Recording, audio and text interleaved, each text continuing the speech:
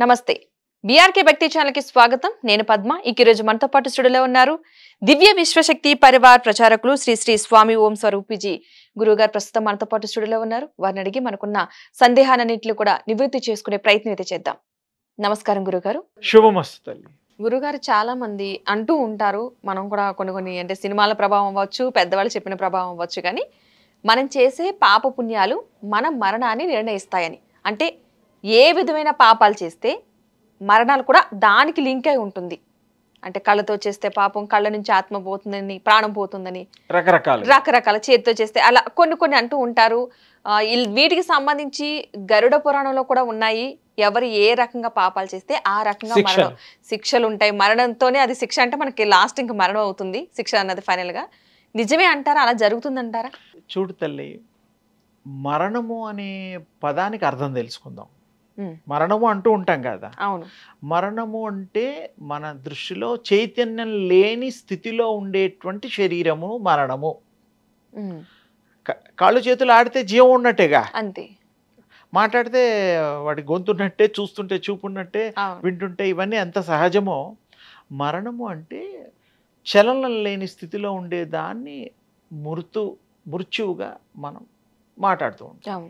ఆత్మ వెళ్ళడానికి మరణానికి సంబంధం లేదు. అది తలుచుకుంటే ఎనీ టైం, రోజు కూడా 3-4 సార్లు మరణిస్తున్నట్టే లెక్క మన మామూలు పామర భాషలో. మరి నిద్దట్లో ప్రయాణం చేస్తోంది ఎవ్రీ డే. అవును, ఉంది, ప్రతిరోజు చేస్తుంది.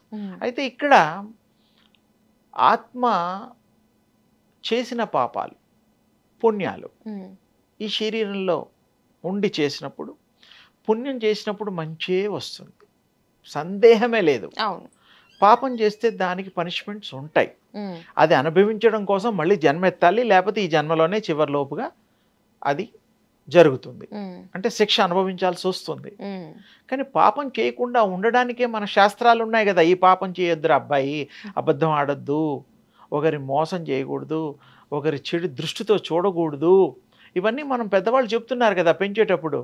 స్నేహంగా ఉండాలి, సఖ్యతగా ఉండాలి, ఇతరుల్ని మంచి కోరాలి అని చెప్తున్నాం కదా. అలాంటప్పుడు మనం అవి విన్నా కూడా కొంతమంది పూర్వజన్మ సంస్కారాల చేత అవి ప్రాక్టీస్లో పెట్టుకోరు, అందుకనే అనుభవించాల్సి వస్తుంది.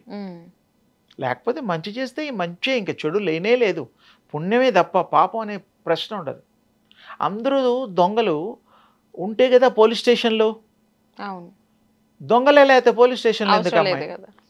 పాపం చేస్తేనే కదా పాపాత్ములు. అందుకోసం పాపం చేయకుండా ఉంటే పుణ్యాత్ములు, కానీ చేయకుండా ఉండరు.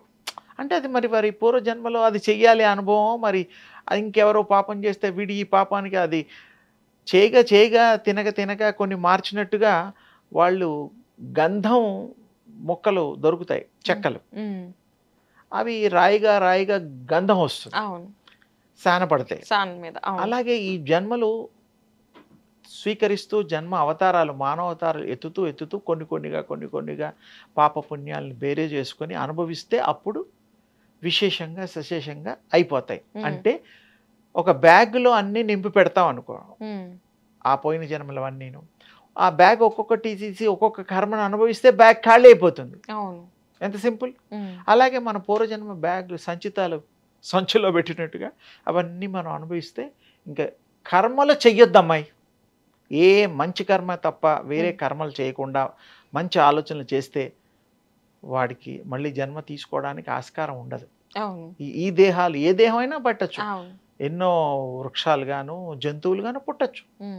వాళ్ళు చేసే పనులు బట్టి నిర్ణయాలు ఉంటాయి. ఆత్మకి శిక్షలు అంటే మరి శిక్ష అనుభవించాలంటే అనుభవించాలి, కానీ దానికి తెలుస్తుంది, ఏ రూపంలో ఉన్నా తెలుస్తుంది, దానికి ఆ జ్ఞానం ఉంటుంది దానికి.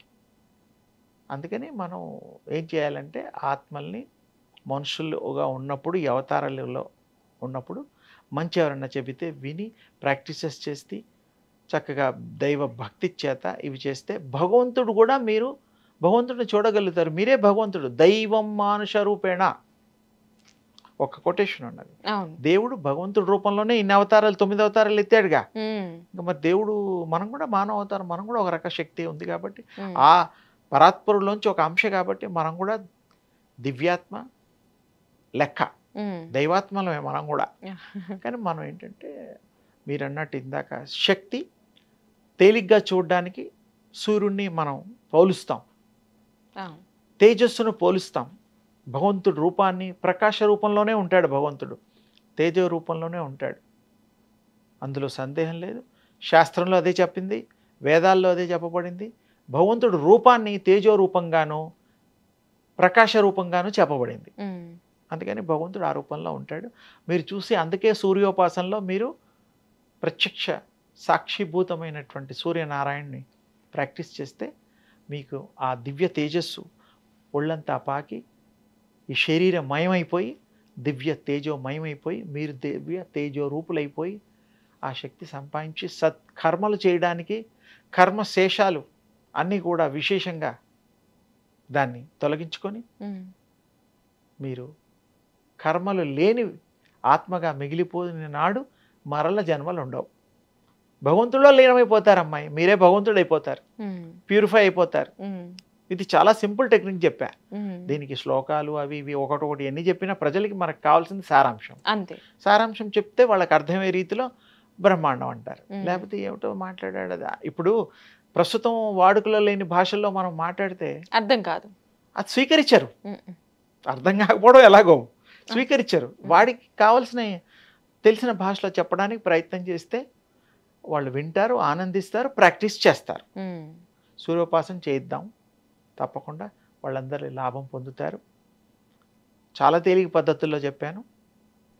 మీరు మీ ద్వారా మీ యొక్క ఛానల్ ద్వారా వారికి ఇలాంటి మంచి విషయాలు మా పద్దమ్మ తల్లి ద్వారా విని ఎంతోమందికి ఉత్సాహవంతులుగా తర్వాత శక్తివంతులుగా వాళ్ళు తీర్చిదిద్దడానికి ఈ యొక్క వేదిక ఉపయోగపడుతుందని భావిస్తూ అందరినీ ఆశీర్వదిస్తున్నాను.